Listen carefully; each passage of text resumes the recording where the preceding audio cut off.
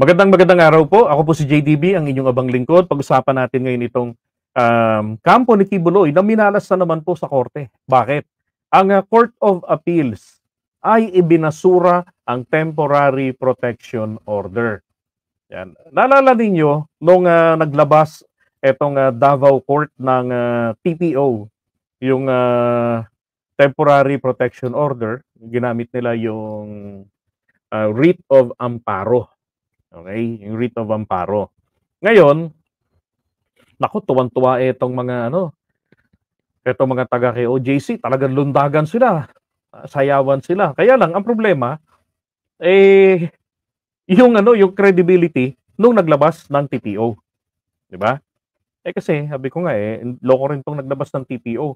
Eh mas mabigat, mas matimbang sa ginawa niya etong valid warrant of arrest. Natural kilator yun. All legal remedies, gagawin yan para sa kanilang kliyente. That is expected para sa isang abogado na binabayaran ng mahal. Diba? Ngayon, nakakaawa naman po itong mga taga-KOJC kababaihan na nagbunyi yung mga kabataan na akala po nila napalayas na ang PNP. Diba? Kaya lang nagtataka po sila at ang sinasabi nila bakit hindi raw umalis ang PNP. Eh kasi po, ang binabanggit doon sa TPO ay ang pinapaalis lamang po ang barikada ng pulis sa loob ng compound doon sa may katedral. Diba? Para makapagsamba sila ng malaya, magawa yung kanilang religious activities at yung mga estudyante. Okay. Ngayon, dahil po, alam siguro, nakarating din po roon sa doon sa judge na kakasuhan siya ni Boyeng Rimulya. So naglabas po siya ng clarification. Okay? Ito yung clarification niya ni yung judge nitong branch 15 ng Davao City, si Duaves. So ang sabi niya rito po, ito daw pong as it aims to safeguard the rights and security of the petitioners, its nature is immediately executory. Okay, ito. To emphasize, the issued TPO did not cancel or nullify the process related to warrants of arrest.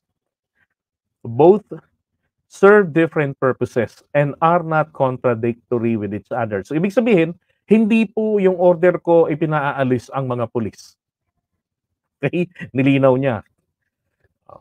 Hindi po nito pinawawalang saysay yung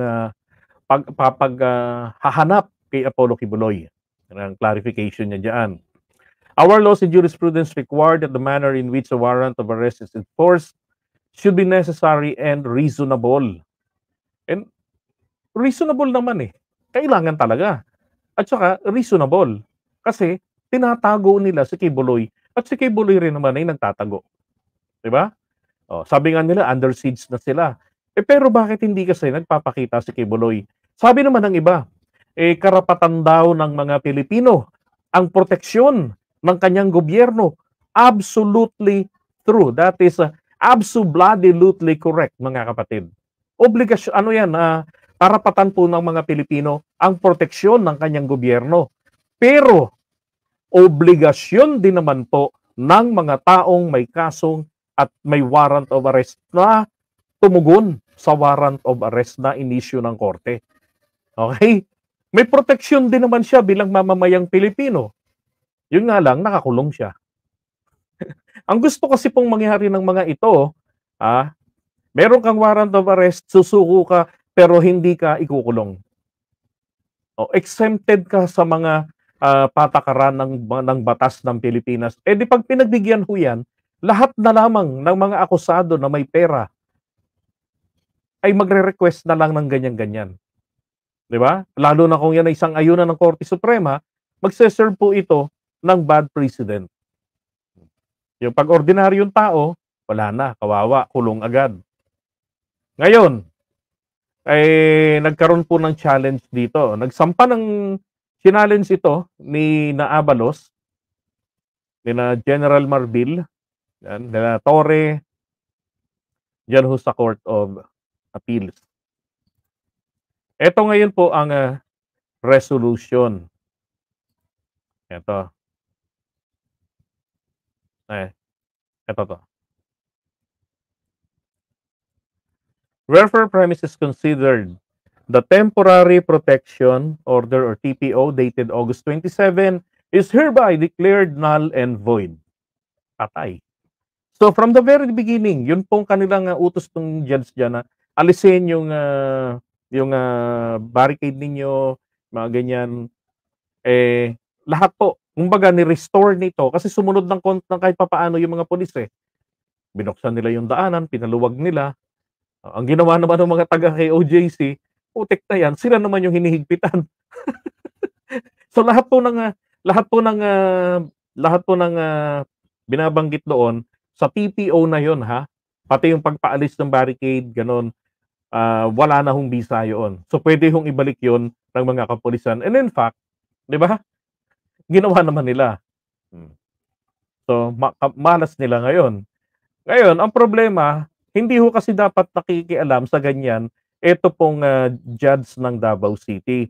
Kasi po, meron ng ang sinasabi dito sa binabang desisyon na to, ang korte kasi, nung Korte Suprema ho, ang pinag-uusapan natin dito,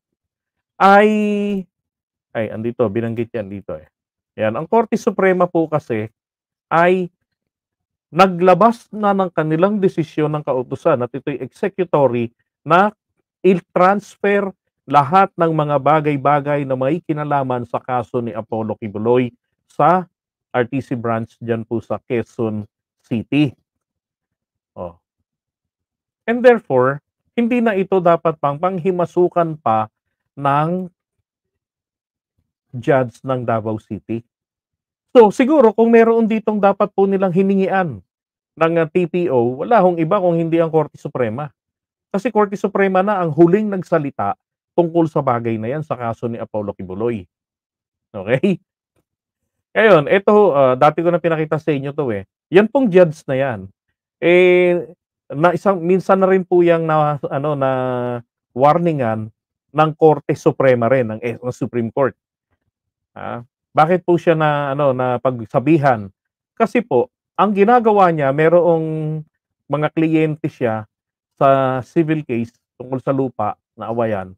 Ang ginagawa niya tinetext niya yung mga sangkot sa kaso, yung magkakabilaang partido. Bakit? Para daw i-link pare-pareho. Hoy. Hindi dapat ginagawa ng isang judge yun. Di ba? Dapat, kung meron siyang gustong ganyang gawin, di pagka nagkaharap-harap sila, para pag ugnay-ugnayin niya yung mga magkabilang panig para ma-resolve yung problema nila. Yung nangyari rito, wala naman sinasabing corruption or whatever. Ang sinasabi lang rito is napaka-unprofessional naman ang dating nung ganong ginawa. And kahit na po sila'y judge at may hawak ng kaso, still, kailangan po nilang i-maintain ang magandang imahe ng mga abogado, ng judicial system natin. Okay? Yun naman po yung layunin dito.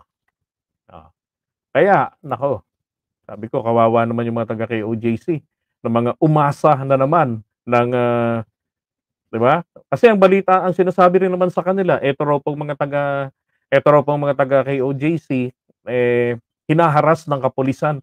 Alam niyo ang dami ng mga videos ang nagpapakita ng pangaharas. Wala hong iba kung hindi po itong mga taga-KOJC. Sila yung mga nangaharas sa mga kapulisan. Ang kanilang ginagamit, naka-record ka, naka-video kami, naka-live kami, di ba? You'll be caught on tape. Ganun ang kanilang ginagawa, ganun sinasabi.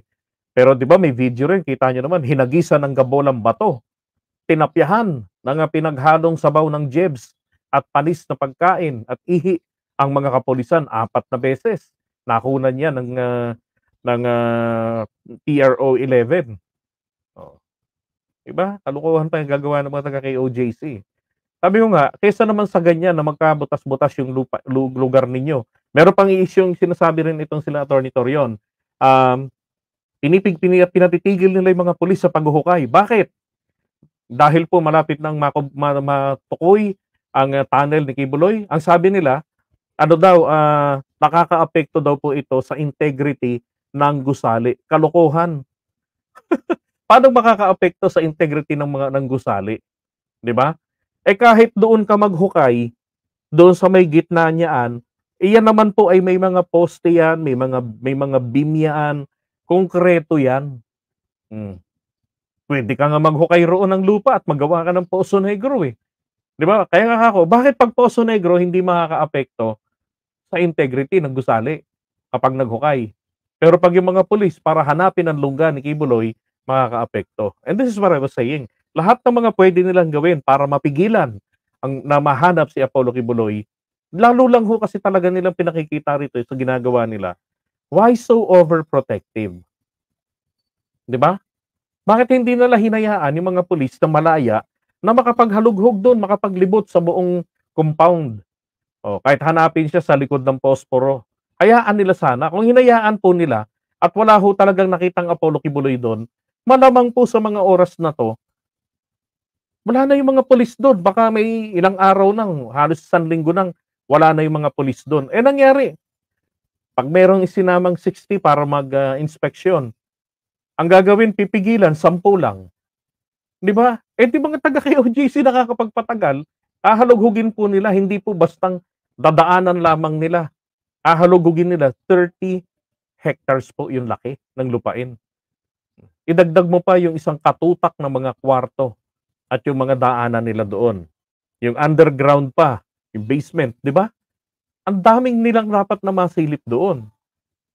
Eh, bakit nila pinipigilan? Kaya ngayon, good job, hindi po sila ngayon na naman, 'di ba, nakalusot.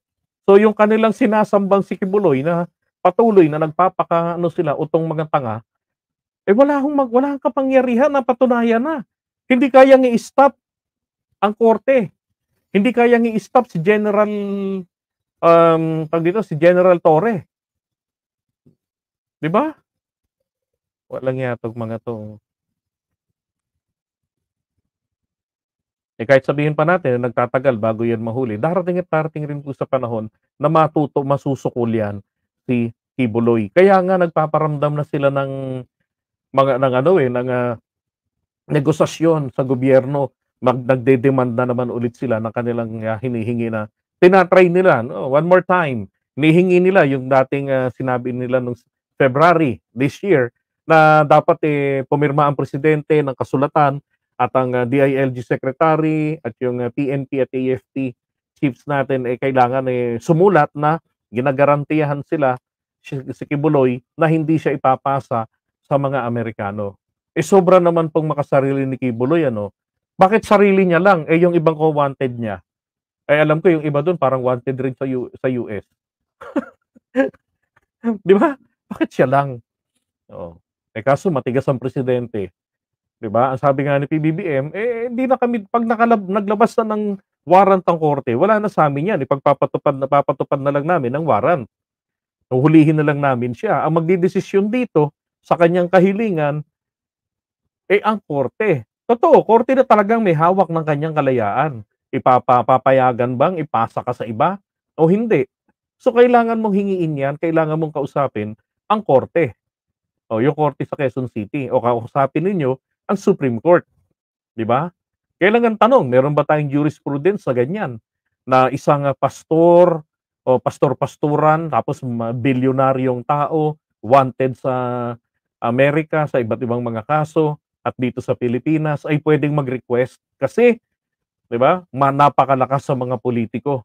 Maraming mga nagkakautang na loob sa kanya.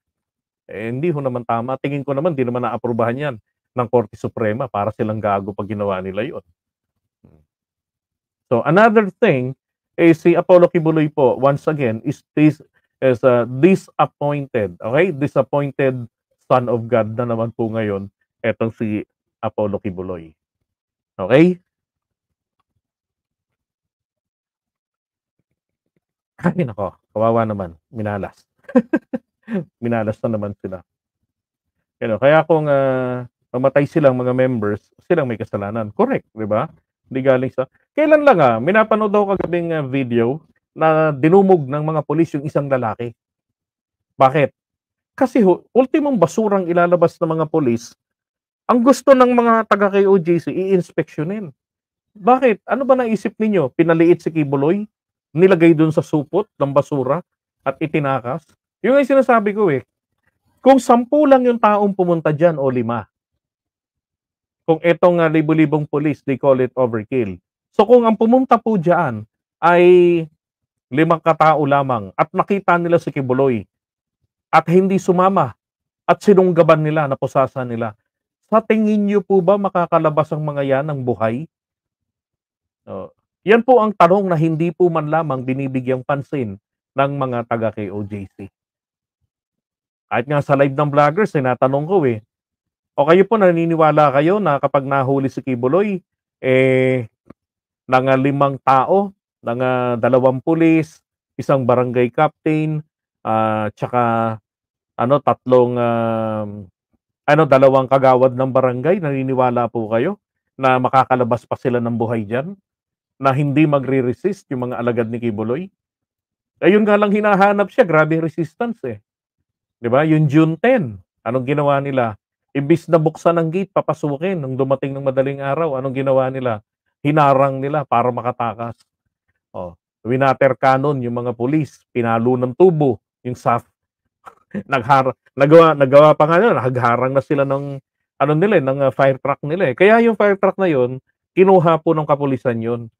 Kasi ginamit nga nila, ebidensya yan, eh, na gagamitin para diyan sa obstruction of justice. And I believe yung mga ibang kinasuhan po, yung 28 yata, yung iba po diyan ay dun pa yan sa June 10 incident. Kaya po hinatak yung truck na yon para maipakita bilang ebidensya sa korte.